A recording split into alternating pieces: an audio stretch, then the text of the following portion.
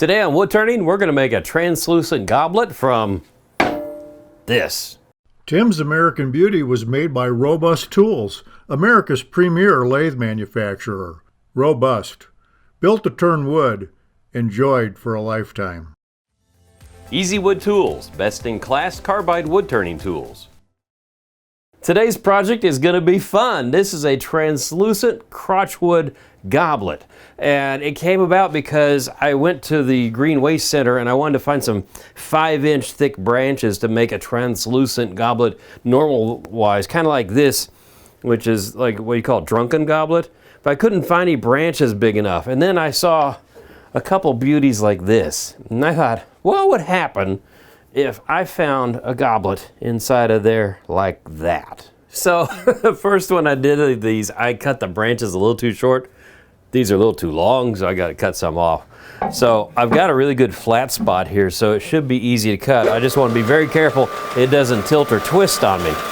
So we're going to leave about, I don't know, about 2-3 inches of branch there. And when this goes through, it's going to shift, so I'll back off. Okay, now I lower it back down. Now I'm on a flat surface.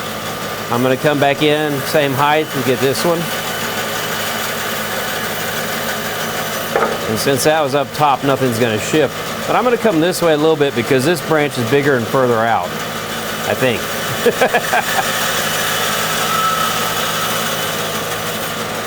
And this bottom's already flat, so we're ready to go to the lathe. Before we get started, I want to thank our sponsors, Robust Lathes and Easy Wood Tools, because without their sponsorship, we wouldn't be here doing the videos, and that would really suck. But by the way, I am an authorized Robust dealer, so if you are looking for a beautiful lathe, give me a call. Now, we have mounted the piece of wood on the lathe, and I spent a little bit of time here. I have a step center here, and I wanted to get this equal distance on every branch going around, so they're not that far apart when they go around. That'll help me when I'm hollowing in a minute. Same thing over here. I got this balanced pretty good. I positioned it a few times to get it right because I have to put a tenon on here because we're going to hold this in jaws while we're working on this end over here. So the first thing I'm going to do is I'm going to take a square scraper, turn that down a little bit. Probably about 650 RPM. So we're just going to come in and nibble away just a little bit till I find some solid wood all the way around. And I will stop this in a second to see what my progress is like. Because I want a really good strong tenon, and to have a good strong tenon, see, that's not good. I've got to turn that away to where it looks like that and is nice and crisp. So this wood, I don't know, you guys in the comments section can tell me what type it is. Darn if I know. When you go to the Green Waste Centers and you find wood, there are no labels on it and all the leaves are gone. Almost there, just a little bit more. And this is going to be perfect for the jaws I have already on my chuck, which takes about a 2-inch tenon. So I'll come in now with my skew, and I'm going to just come in at a slight angle here. And now I'm making a dovetail shape. And I'm going to come in here and undercut the edge. And now this is a perfect fit for the dovetail jaws on my chuck. So does the term sketchy come to mind? I got all that wood hanging out over the lathe. I have no center steady. Yeah, I'm nibbling away at this. And it's kind of a blind cut for right now. But what I'm trying to do is establish the inside part of the goblet. And let me just stop it so you see how it's going. So this is what I'm doing. I'm working on this. And so I've nipped this one, and I've nipped that one, and I'm getting to this one.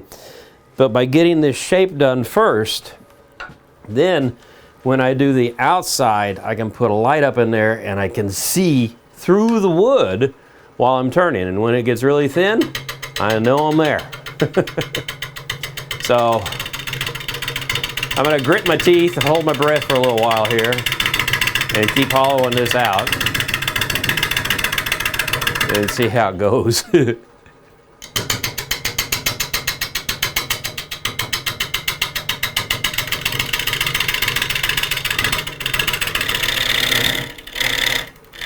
So I've picked the speed up a little bit And you can see also what I'm doing a little bit, and I'm taking little bitty cuts. To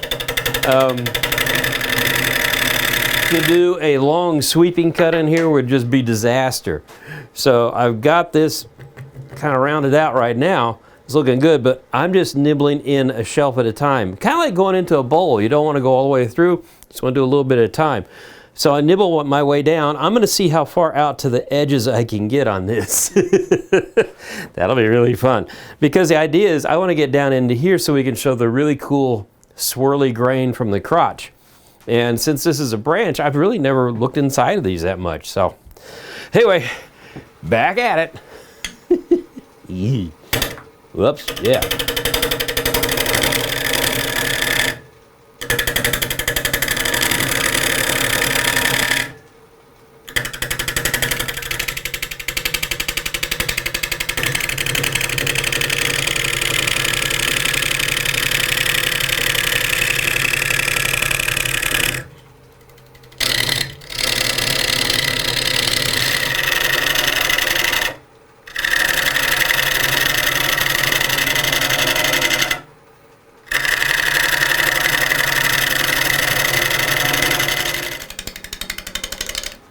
So we got things done on the inside, and I'm working on the outside right now. So I brought my tailstock up with a chamois in here, and I'm pushing the live center against here just in case something goes wrong. But you can see I'm nibbling away on the outside of the wood. I want to kind of get this shape down to here a little bit and not to my final diameter, because you have to do that in stages. But what's going to be really cool is in a few minutes we're going to start using a light to look through the wood to figure out how our wall thickness is coming along. And we want it to be thin. Thin, thin, thin.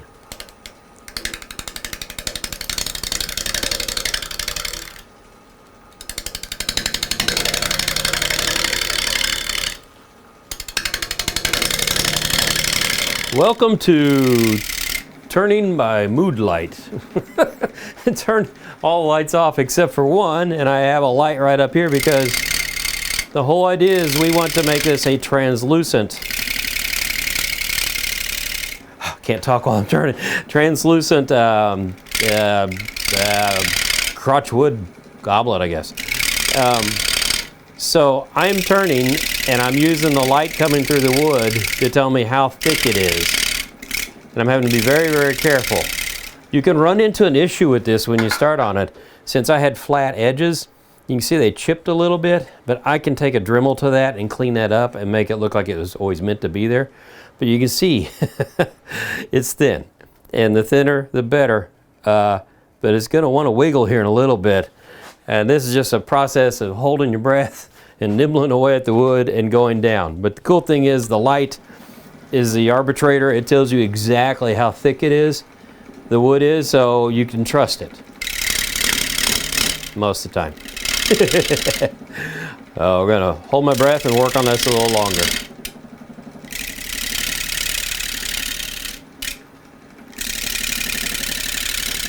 So I've held my breath about as much as I can, and we're getting really close. If you can see now, we're almost to the very bottom of the goblet, or whatever we're doing. Anyway, one thing, if you notice right here, I took a roughing gouge and cleaned this up, because once this is really thin, I don't want to rough this out and have a lot of banging and bumping going on with the tool, because it could cause those little petals to break. So I'm working my way through. You can also look straight down. I can see the diameter or the thickness on the walls too. That's a pretty cool thing, because the wood's going to be brighter and darker depending on if there's a knot hole or something else. So it can fool you at times if you're not careful. But I'm getting really close, knock on wood, literally. So I'm going to work this down to where we start working on the stem. Oh boy, hold my breath.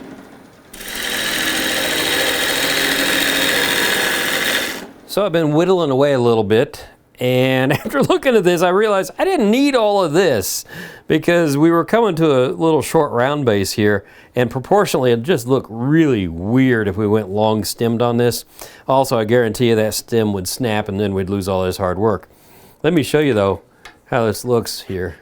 We got the light on right now, so it doesn't show through as much. Let me turn the light off. Hang on a second. There we go. But this turned out pretty good, I think.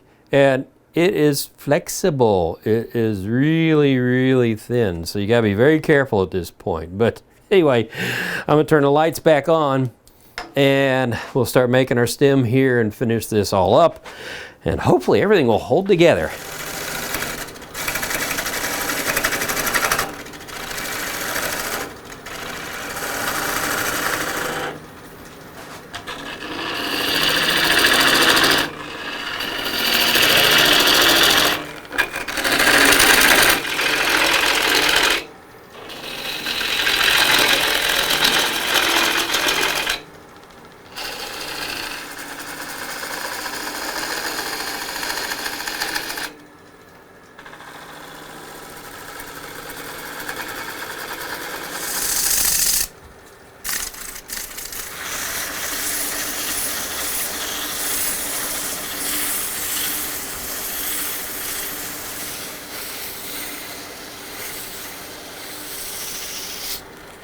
Well, now that we got the sanding done, which wasn't a whole lot, you can see how it looks.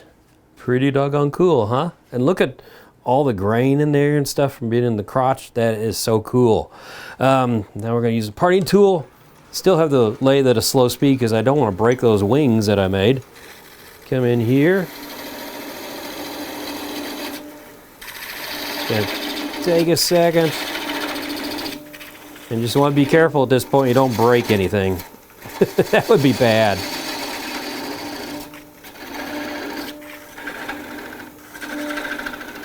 Almost there.